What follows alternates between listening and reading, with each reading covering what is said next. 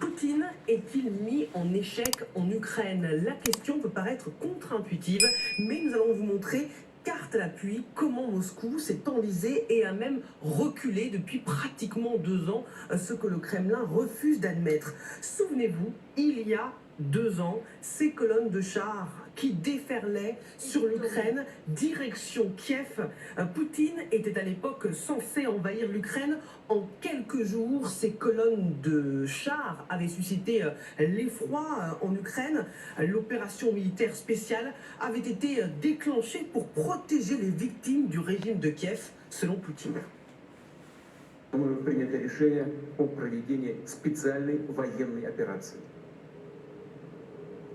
Ее цель – защита людей, которые на протяжении 8 лет подвергаются издевательствам, геноциду со стороны киевского режима. Кто бы ни пытался помешать нам, а тем более создать угрозы для нашей страны, для нашего народа, должны знать, что ответ России будет незамедлительным и приведет вас к таким последствиям, с которыми вы в своей истории еще никогда не сталкивались.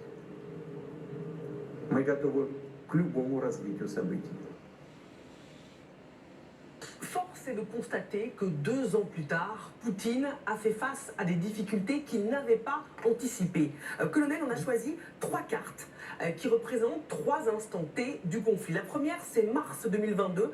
Nous sommes quelques semaines après le début de la guerre et on voit bien, alors les territoires qui sont représentés en rouge, ce sont les territoires que les Russes ont occupés peu de temps après le déclenchement de l'opération, et on voit bien que la progression est fulgurante autour de la capitale ukrainienne, dans le nord-est autour de Kharkiv et autour de la région de Kherson. À ce moment-là, on pense que Poutine ne va faire qu'une bouchée de l'Ukraine.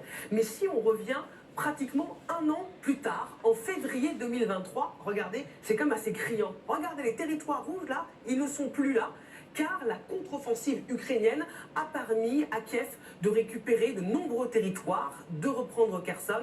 Et regardez ce qu'il reste à la Russie, ce sont des territoires en rouge. En orange, ça c'est la Crimée, on a une partie du Donbass, ça ce sont les territoires annexés entre guillemets par Poutine. Et si on revient maintenant, février 2024, regardez, le front est quasiment gelé. On a toujours les territoires représentés au rouge, occupés par Moscou, qui n'ont quasiment pas bougé.